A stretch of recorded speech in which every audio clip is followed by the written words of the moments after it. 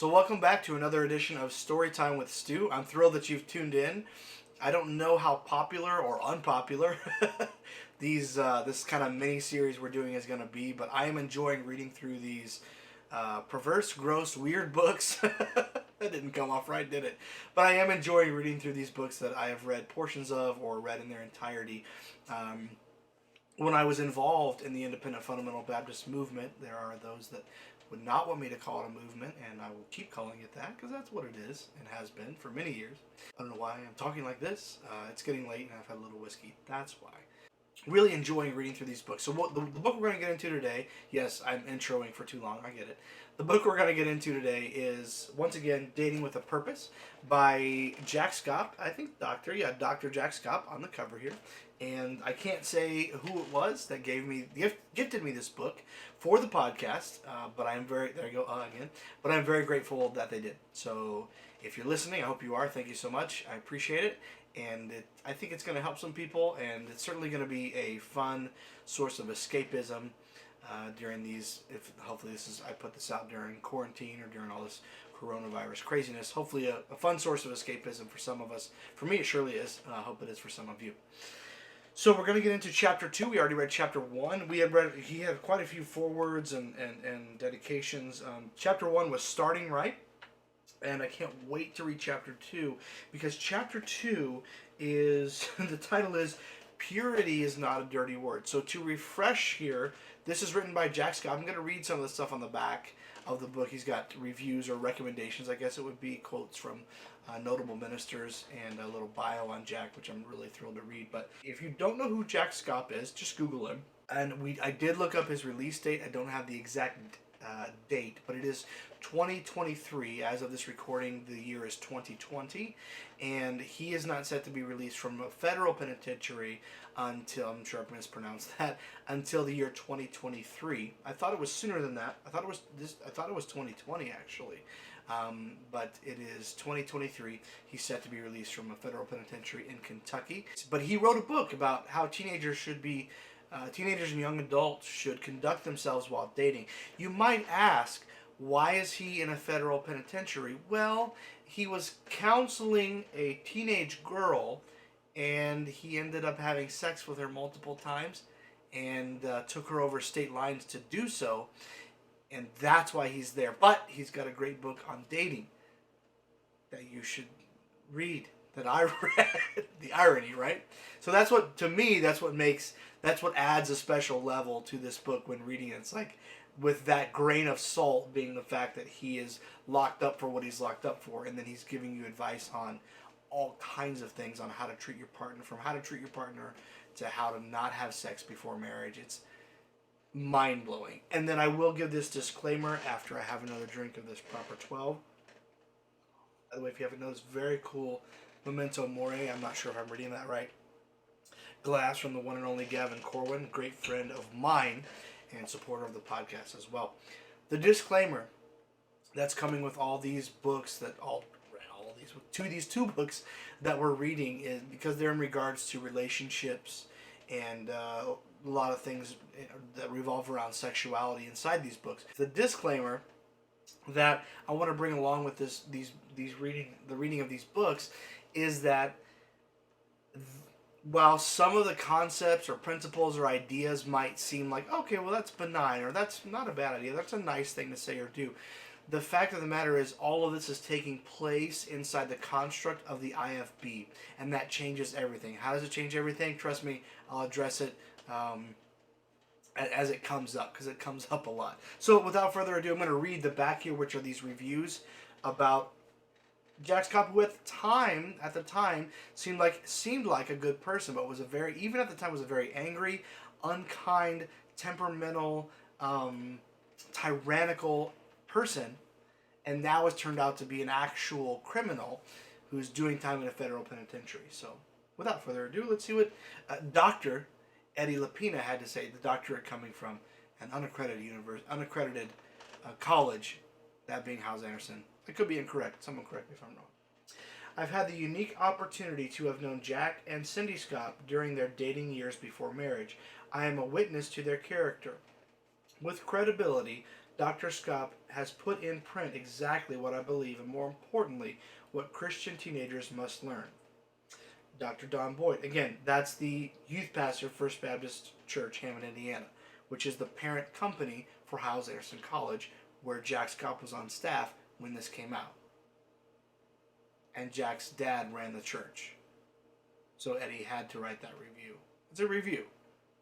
This is on Jack's Yelp. Oh, we should make a Yelp for Jack Schaap. All right. I wholeheartedly, this is Don Boyd, One Eye Don, remember? Don Boyd, no offense, I don't know if he's still with us, rest in peace if he's not. Oh, I wholeheartedly endorse the principles of dating with a purpose. I want the best for those I love and teach, and this book is the best. Pastor Rick Finley. Okay. Dating with a Purpose is more than another how-to book on premarital relationships. It is a compilation of Bible principles and old-fashioned guidelines penned by a man who... Why do all these guys have Oh! They didn't read it. They all have eyesight trouble. I know. I'm being a dick. I know. But it's just ironic that these two in a row. All right. Anyways. For the... It's the whiskey. I'm sorry, Jessica, Tyler. I'm sorry. It came out. I couldn't help it. For the past 11 years, Dr. Schaap has been used of God to influence the lives of the young people in our church. Anyone who hears him preach knows that he has a heart for the youth of America. That same heart is revealed in the pages of this book. Pastor Rick Finley, Fellowship Baptist Church, Durham, North Carolina. Now again, props, someone who wasn't on staff at one of his campuses. As a youth pastor, this is Max Hudson, youth pastor of North Valley Baptist Church, Santa Clara, California. They've been in the news, right? Yeah, that's Treber. Yeah, that's Treber. I believe that's Treber, and if I am correct, he harbored another miscreant at best in Cameron Giovannelli. So it runs deep. They all do it. I'm not throwing that out. Oh, it's okay. No, it's terrible, but they all do it. Not all IFB. All these two guys that I'm talking about. As a youth pastor, I would strongly recommend that anyone who is now in high school or college or who is presently dating to read Dating with a Purpose. Using biblical principles, Dr. Schaap has done a tremendous job explaining proper dating habits and answering questions concerning dating. I am confident that this well-written book could be a help to both teenagers and youth workers alike. Reno Likens. I pause for a moment.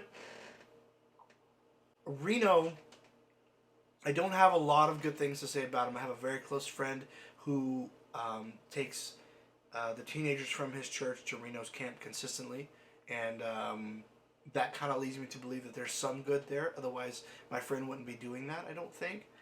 But I will say this for Reno, when I was a youth pastor, and by the way, there's a big caste system, and if you have bad dealings with Reno, tell me. If you, you know what I mean, like, oh, that guy's a dick. Okay, I'm not going to disagree with you if he's a bad person, but I want to share something that's anecdotal from my past, just so that you guys don't think I hate each and every IFB person. I do not. There's a caste system in the IFB, and you don't get to step outside of that. Every once in a while, you'll be at a conference or you'll pay for it's like Omaze, really. You'll pay a lot of money into something, and eventually you get rewarded out of it, or, you know what I mean? Like, if you pay enough into their thing, you're going to get a meet and greet. You know what I mean? If you pay enough money, that's a big thing at youth conference. You bring enough teenagers, you get a trip. Like, pastor school, I remember, I think right after we got to Missouri, my family moved to Missouri. My dad worked for Pastor James Biller, may he rest in peace.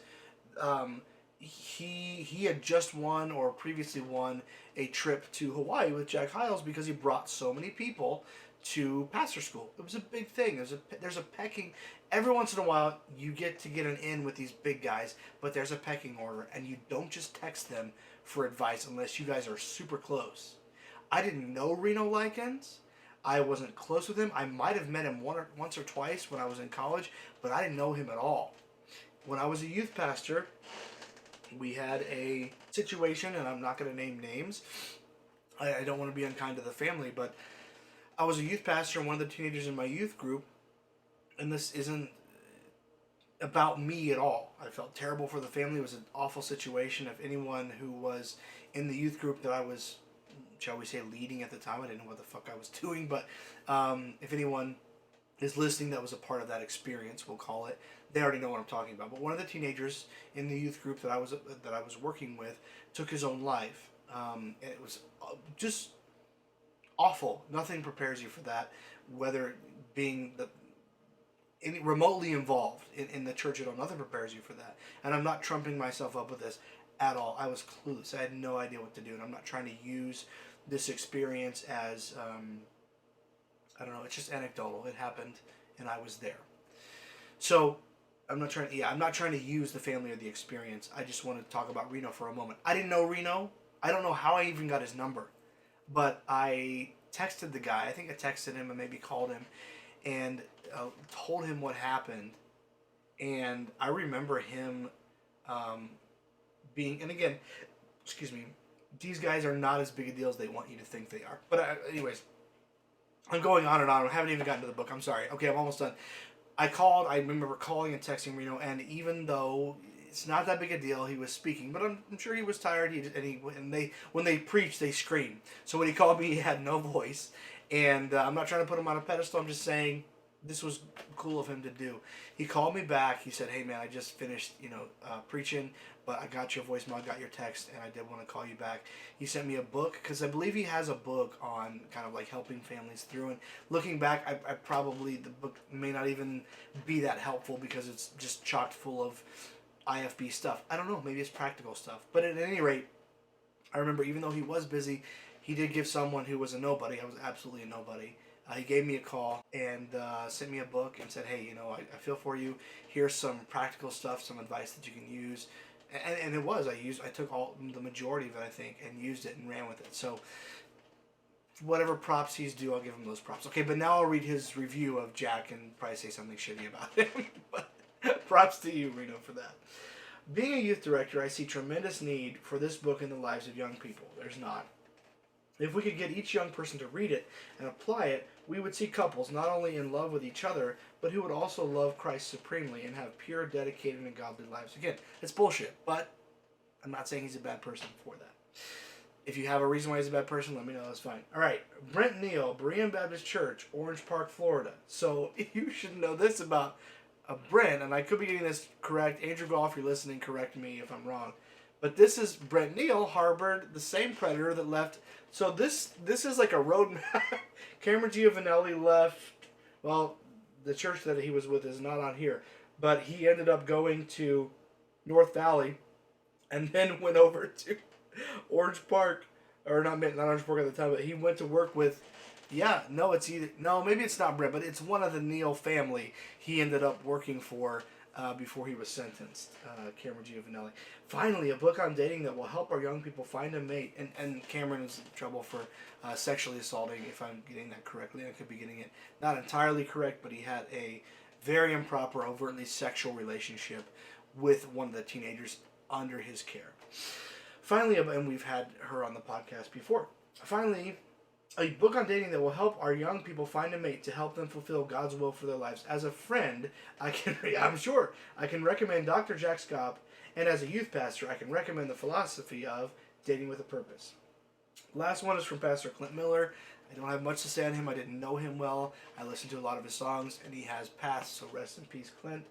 As a pastor and a father, I highly recommend this book to all pastors, parents, and teenagers. Brother Schaap speaks as the voice of experience, and this book is a real help. He kept it basic. That was smart. Good for you, Clint. All right, chapter 2. Purity is not a dirty word.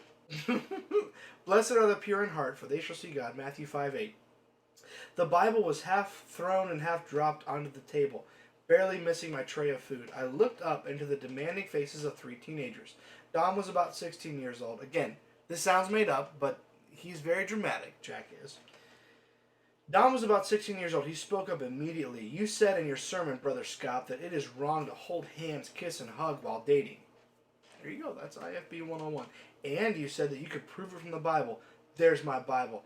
I don't know of any verse that says, "Thou shalt not hold hands," or "Thou shalt not hug." Let's see if you can really convince us it's in there. So, by the way, he's watched a lot of 90s television because these are the bullies in the schoolroom in the 90s after school specials. This is what Jack is. Do you see what? Are you with me? If you're not with me, that's okay. But really, that's what. Oh, this guy was trying to bully me. Jack, he's a teenager, and you were saying some dickish stuff. What? What? Okay. That's just the natural course of events. That's not this cool, big, trumped up, dramatic thing you're making it. You were a dick to him, and you said stuff that pissed him off, so now he's being a dick back to you, and he's a teenager, and you're an adult. Why are you dramatizing this? Why are you writing it in your book? All right. I smiled at Don and his because he's really cool. He's like Chuck Norris. I smiled at Don and his two female companions. It was a threesome. I always enjoy taking the Bible and making sense out of the confusing issues that face teenagers. Dating standards is one of the hot issues with nearly every teen. Don and his friend sat across from me at the table, along with several other teenagers whose ears had perked at the mention of dating, kissing, I'm doing air quotes if you can't, if you're listening, not watching, and the Bible, all being used in the same sentence. Let me share with you a brief outline of what I explained to Don. Number 1, dating standards must be established on the basis of what is pleasing to God rather than what is pleasurable to man. There's your first problem. Because he's going into Genesis. Old Testament God wanted you to stone your children for back talking, and all kinds of sacrifice your son, right? But that's the same God that you want governing your sexual relationships. No thanks. Genesis 3:5. The serpent fooled Eve into thinking that she could become a goddess, determining what was right or wrong for herself. How dare Eve, how dare a woman decide what's right or wrong for herself? The nerve, the gall. You should be as gods, knowing, determining for yourselves good and evil. A casual reading of the book of Judges, again, we're still in the Old Testament, reveals what happens when people do that which was right in their own eyes. Judges 21:25b, the latter part of the verse. They become spoiled, sinful, weak, and enslaved by their own appetites, and therefore they become easy targets for Satan to destroy them. That's scary. Is he saying all this to these kids? Because I don't think they're getting it. Adam and Eve were destroyed when they chose to determine for themselves what standards by which they would live. In Ephesians 5:10, Paul challenges us to prove what is acceptable unto the Lord. Okay, thank you. From the New Testament. Let me ask you a question. Does your dating behavior prove what is acceptable to the Lord, or does it prove what is acceptable to you?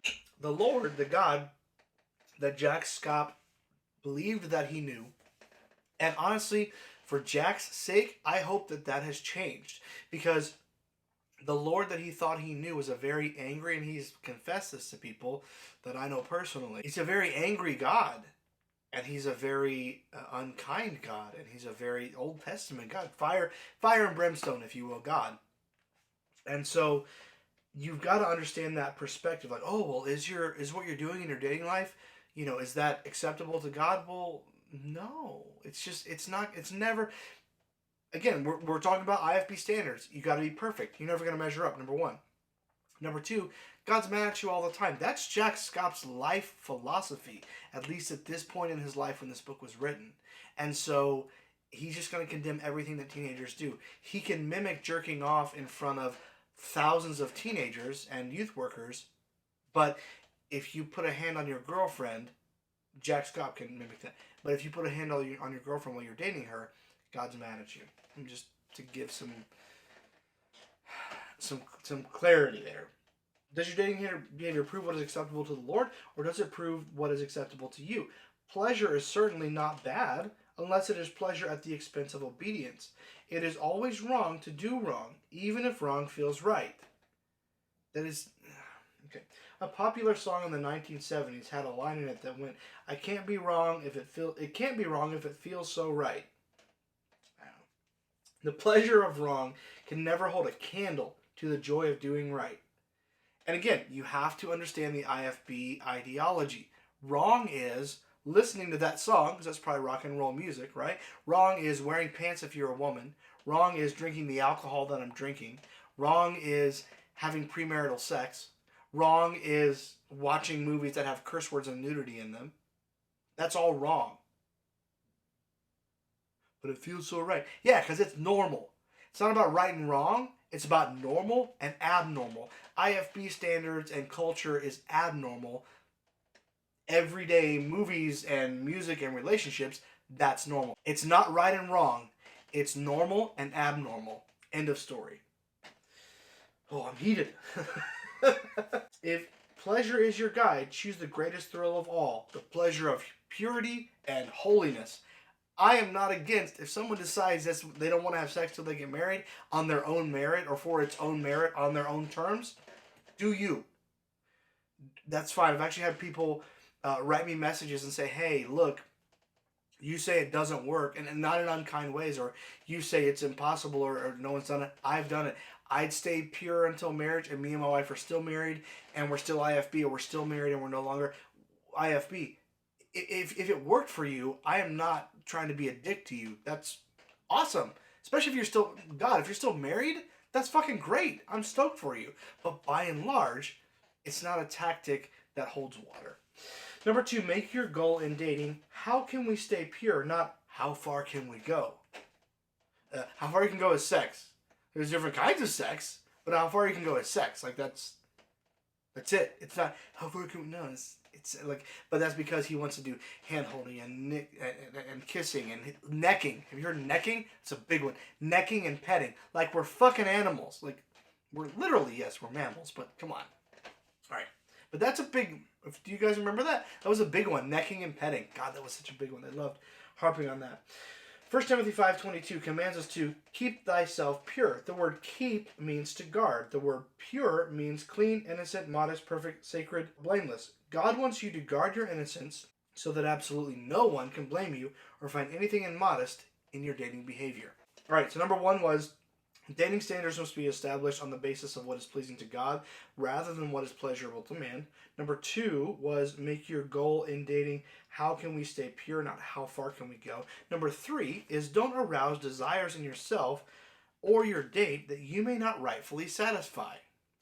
Meaning, don't hold her hand because that is straight up wickedness. In 1 Thessalonians 4, chapter 4, verses 1 through 7, God warns us not to defraud one another. Again, fraud is stealing from my bank account. That's a whole other thing. The word defraud means... Oh, Jack's going to school me here. The word defraud, and again, I'm not saying he's incorrect on how he's defining defraud, because he's probably using a Greek lexicon to interpret it. I am not. Defraud means to cause someone to want to do something they should not do. All right, I throw my argument out. I don't know if I was right or wrong, but defraud now, so if you're using 1611 King James Version, not really accurate, updated, okay? Defraud now means something completely different, so appreciate the clarification, Jack. God also says in the same passage that we must know how to keep our bodies, vessels, pure of fornication. Again, Jack is describing what fornication is, illicit sexual behavior, and our minds pure of concupiscence, immoral sexual desires, like having sex with a teenager as an adult, like what he's in prison for. Okay, please see chapter 3 for practical standards to prevent defrauding. All right, cool. That's the next chapter. We will get to that in the next episode. Number 4, be able to say to your children, do as we did. I will never say that to my kid. That's nothing against anyone except myself, okay? I make my own decisions. I own my own faults. But I think mistakes are key. And I don't mean in relationships in general. I just mean in life. Mistakes mean you're trying. Mistakes mean you're...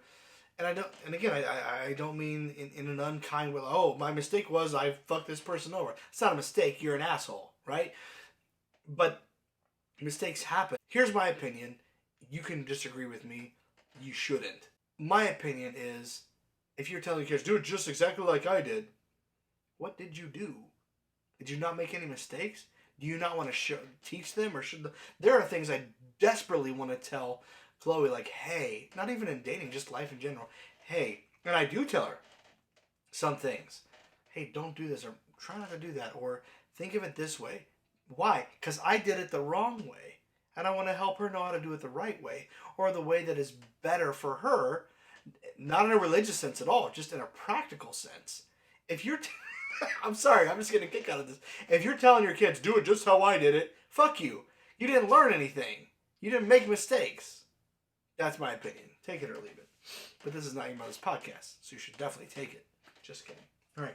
I desperately wish there was a way I could make every dating couple feel the same passionate desire in their hearts that I have for my children to be pure. Message me privately. I can talk to you about the purity of your children because I'm aware on a personal level of how it is lacking. Absolutely. Or was when they were premaritally dating. I thank God daily that I can truthfully say to my children, date just like your mother and I dated. You will want to be able to say the same one day. I mean, again, this is the white picket fence thing. Again, we're back on that. Like, I want everything's perfect in my life. Why isn't it in yours? Because everything's not perfect in your life, Jack. You are in a federal penitentiary. No, everything is not perfect. It's not this white picket fence thing. Life is rough. Life sucks. Relationships are hard.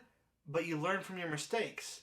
And telling your children, I was perfect, so you should be too, which is what he's saying, let's be real, is fucking bullshit. Number 5, remember that your girlfriend is someone's daughter, sister, or future wife. That's the porn thing, right? Oh, it's someone's daughter. I'm not advocating porn. I'm not putting porn down. I'm just saying it's the same argument. It's lazy. And I'm not saying that you shouldn't, guys, you shouldn't treat women with respect, or women, you shouldn't treat women, or vice versa. We all deserve respect on some level. Treat her just as you would want a man to treat your daughter. I don't disagree with that. Sister or wife. I would be furious if a man tried to defile my precious 13-year-old daughter, Jacqueline, or if a man tried to kiss my wife. Well, yeah, you knock him out. I mean, it's whatever. Well, that same protective attitude toward their purity should characterize your behavior towards your date. Again, this is unrealistic. You're expecting a teenager to understand how he feels about his daughter. I'm not saying to not treat women with respect, don't get me wrong. But Jack, again, is holding people to this standard that's like, how? I didn't know how to feel about a child being your own child until I was a father. So you're saying, you should feel how I feel. That's not something that you can write out or that you can teach.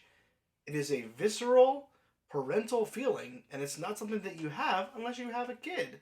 And I'm not downing people who don't have kids. If you don't want to have kids, by all means, don't have kids. Good for you. Good for you if you want to have kids. Good for you if you don't want to have kids.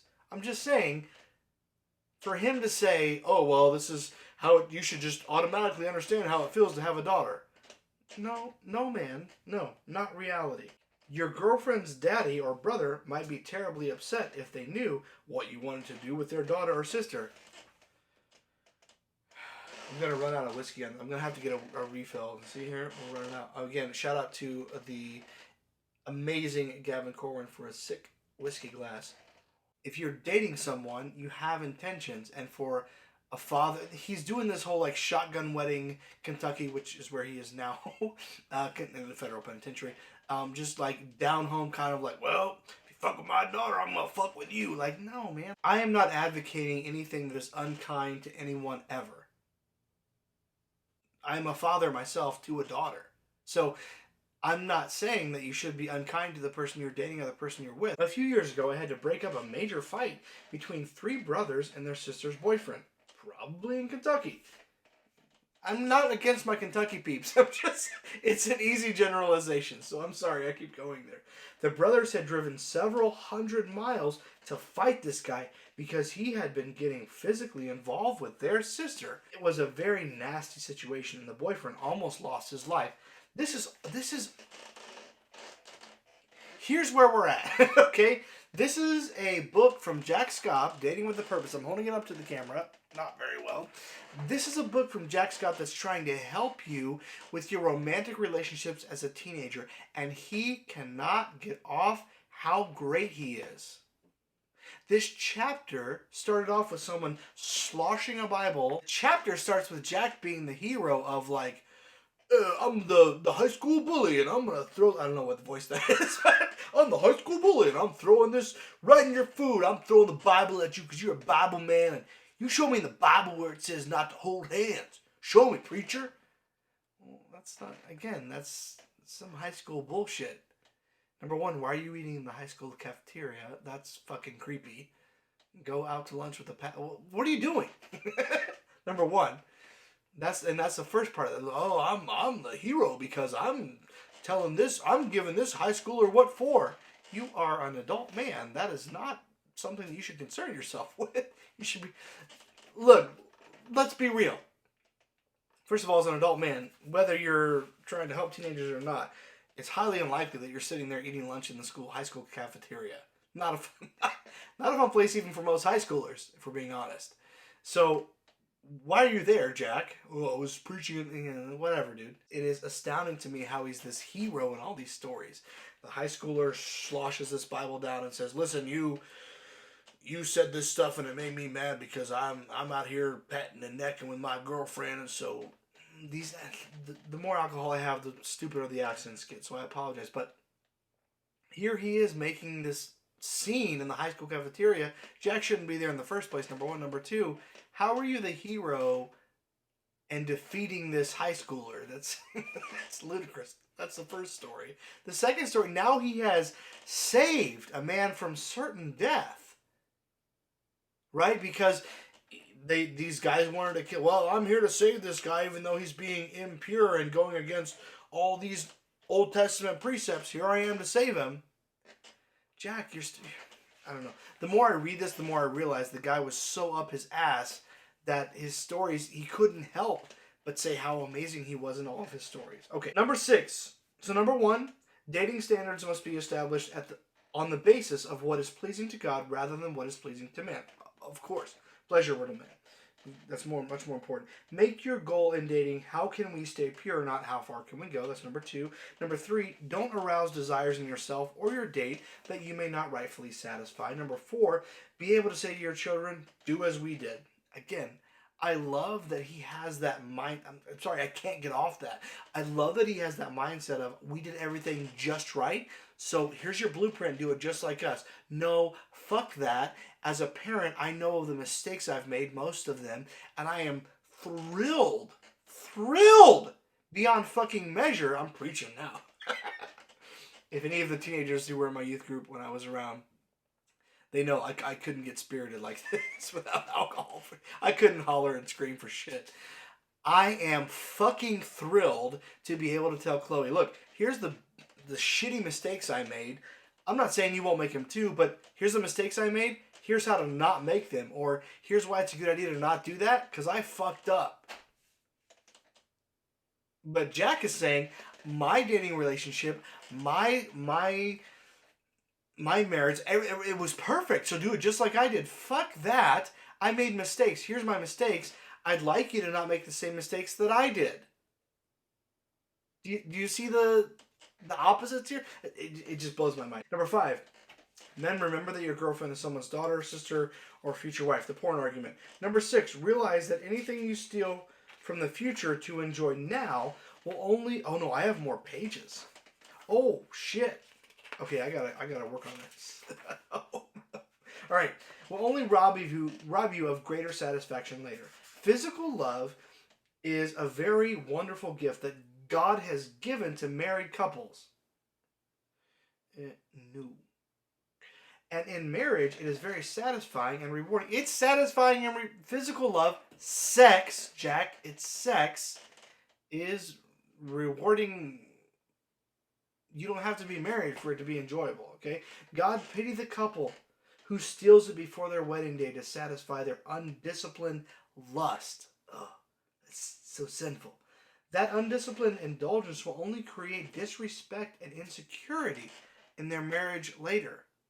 Again, what about the teenager you're with? Like, what you were with? What about her? How does that dynamic work for her? Okay, anyways. When my wife and I got into our car on our wedding day to drive to the airport, I looked at her as we pulled away from the church. Again, this is... I can't guarantee you. I'm going to say I'm 95% sure that if we could get Cindy to sit down with us, and I don't blame her. If I was her, I wouldn't want to sit down with me at all, ever, for any reason. Really. I don't blame her. But if we could get her to sit down with us and we could say, Cindy, can we read through this, or at least this paragraph here? Is this accurate? We would find that it was most likely not.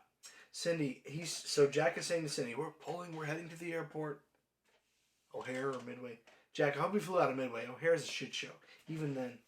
Cindy, everything from here on out is all brand new for us. We were alone in the car. We could hold hands, hug, and kiss. And these were wonderful experiences that we could now share together. Again, remember this. Jack married Cindy at a very young age, younger than he expected.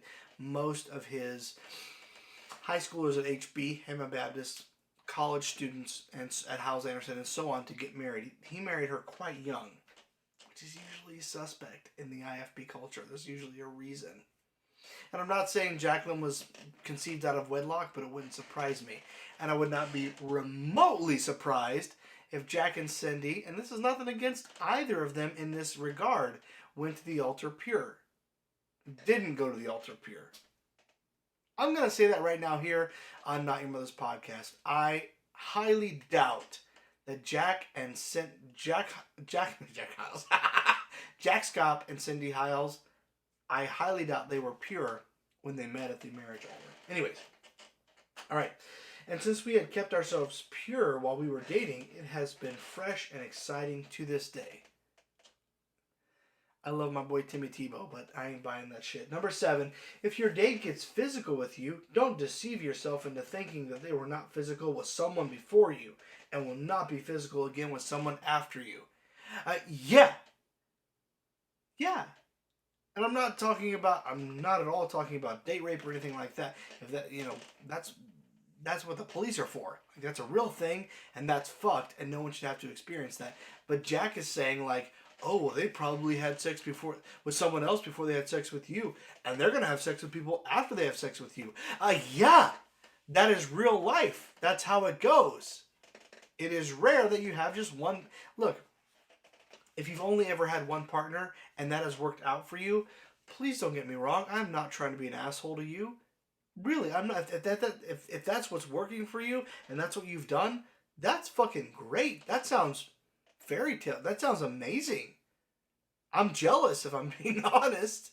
But that's not the reality for most people. And Jack Schaap is trying to make it sound like, well, only bad people have multiple sexual partners. That's what I'm reading. Let's be real. All right. Just a few days ago, my wife and cool, it's going to be the hero again. You watch. Just a few days ago, my wife and I were counseling a lovely young teenage girl.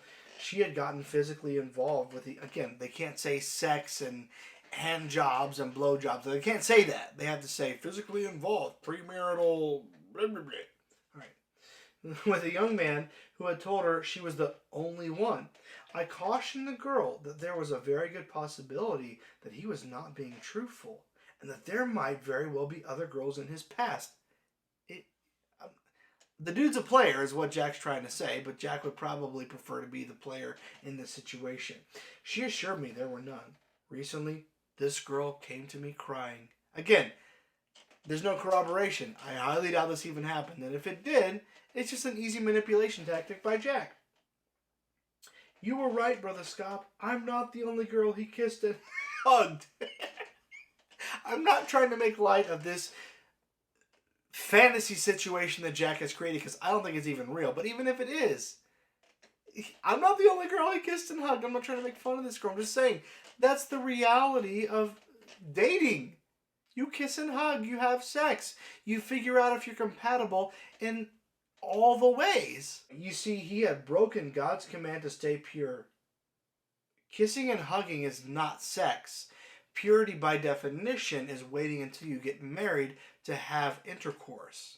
I'm not saying that in this illustration that he has most likely fabricated, this guy didn't have sex with someone. But he's talking about hugging and kissing, and then he escalates straight to sex, right? Which is the opposite of purity.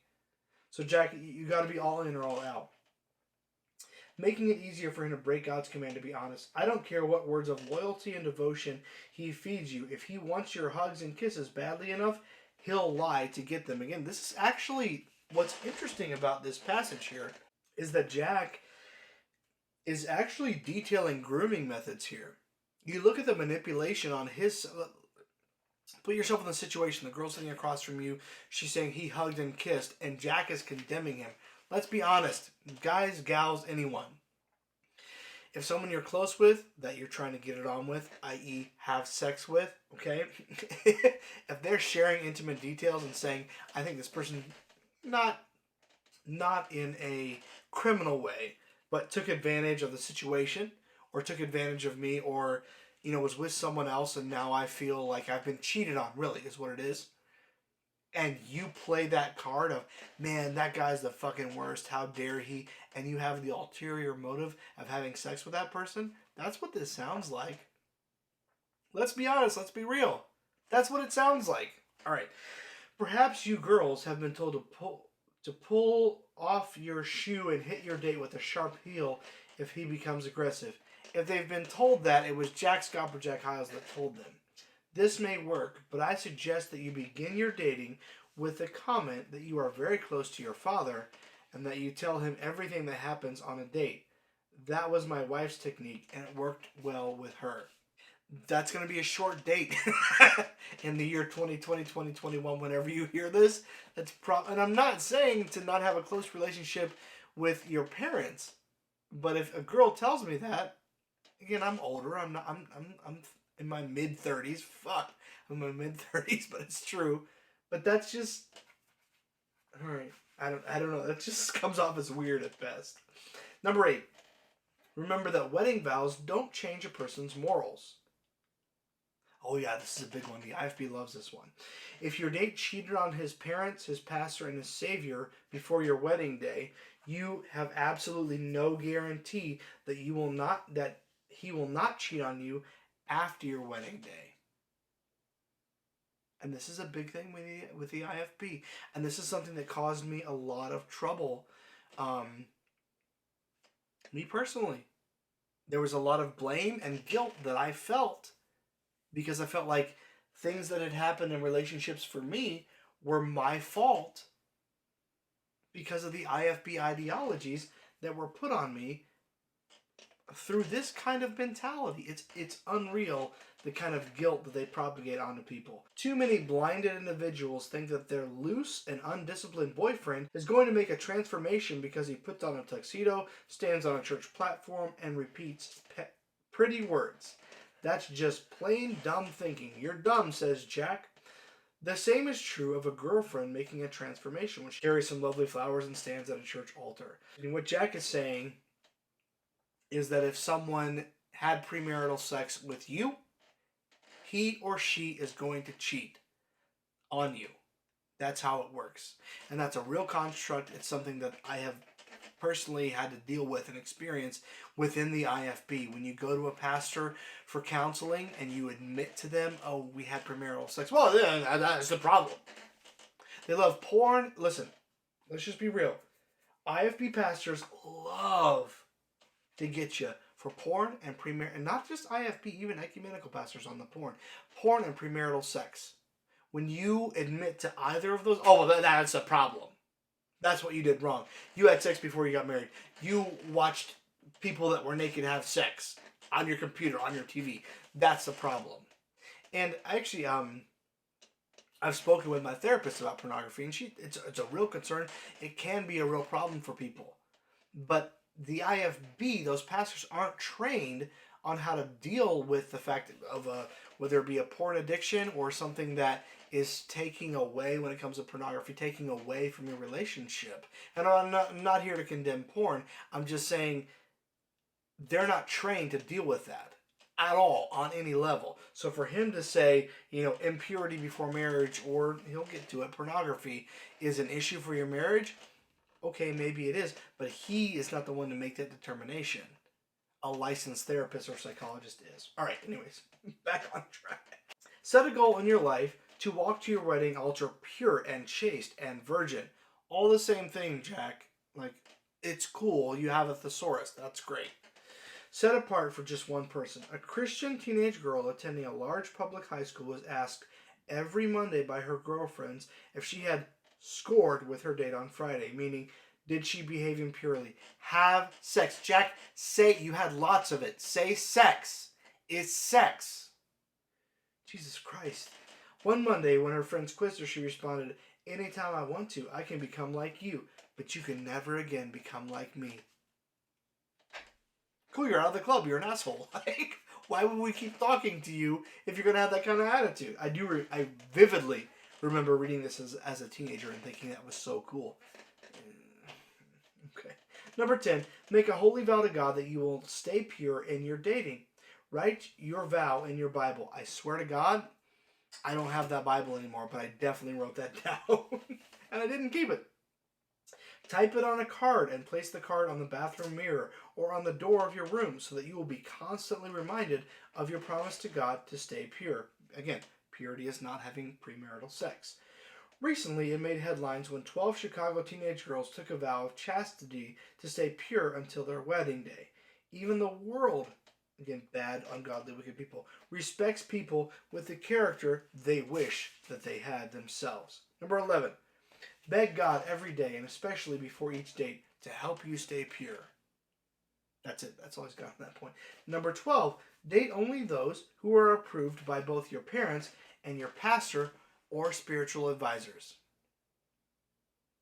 Again, this is the guy that's having sex with someone who came to him for counseling, and he's saying, make sure you go to your pastor to make sure they're cool with the people you're having sex with, even though he was the pastor who is having sex with the people who came to him for help, whether it was making sure it was okay for them to date certain people or not. You see what? It's a scam. Number 13, realize that moral purity is a marvelous way to honor your parents, please your pastor, and love your God. Did it ever occur to you that it is hard to love a spirit? I'm confused. You can buy flowers and candy for your date, but how do you show God that you really love him? Fortunately, God tells us many things he likes, and one of his favorite gifts is when dating couples keep themselves pure. Again, there's no verse here, but it's the Bible because Jack said it was. Then too, what a wonderful way to say to your parents and pastor, we love you and we want to show our love and gratitude to those who love us most and have invested in our lives. This is my not my addition, not paraphrase, but we want to show love by getting divorced because we didn't have sex before marriage and realize that she's super kinky and I'm not. He's super kinky and I'm not. It doesn't work out for us sexually. No. Wait to have sex until after you get married and then get divorced. That's going to make your parents mad happy, right? And your pastor especially. After I finished speaking to Don and his... Oh, we're back to the story where he's the hero because a teenager tried to bully him while he was an adult eating in the high school cafeteria. All right.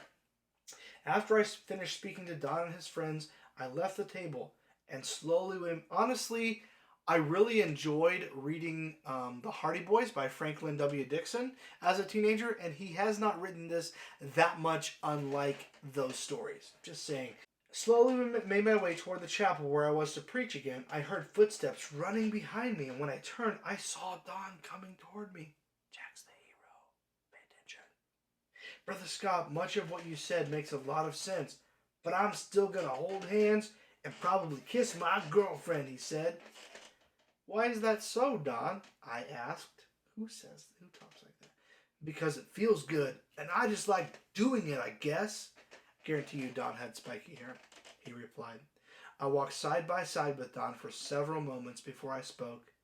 Finally, I said, Don, I need your advice on something. My wife and I have not been getting along lately.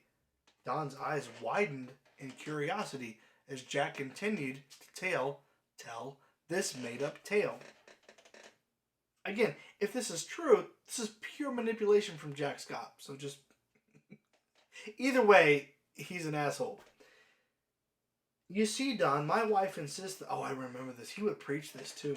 You see, Don, my wife insists that I take out the garbage every week, and she simply does not understand how much I despise taking out the garbage. It stinks. It is messy. Jack, you're a whiny bitch. And besides, I just don't want to do it. So now we're fussing about who should take out the garbage. Do you have any suggestions to help me, Don? Quickly, Don came back. Brother Scott, I have to take out the garbage in my house too, so I know how much you hate it. But it really isn't that bad, is it? Don, I hate taking out the garbage, I shouted. I just don't think my wife ought to insist that I do it if I don't want to do it. I don't want to do it. That should settle it, right? But, Brother Scott, that's not the point, he shot back. If you really love her, Don's voice trailed off. The impact of what he had tried to tell me struck him deeply in his emotions. Go on, Don, I urged. What were you saying? If I love her, what? Finish that for me. That's my problem, isn't it, Brother Scott? I guess I just don't love Jesus enough, said Don. Brother Scott, the issue is not what I want to do. The issue is, do I love Jesus enough to simply do what he wants me to do? Are you fucking kidding me? Number one, that story's made up bullshit. Number two, you went way too deep with your made up story, Jack. My friend, that is your problem too. For if you love him, you will obey his commandments.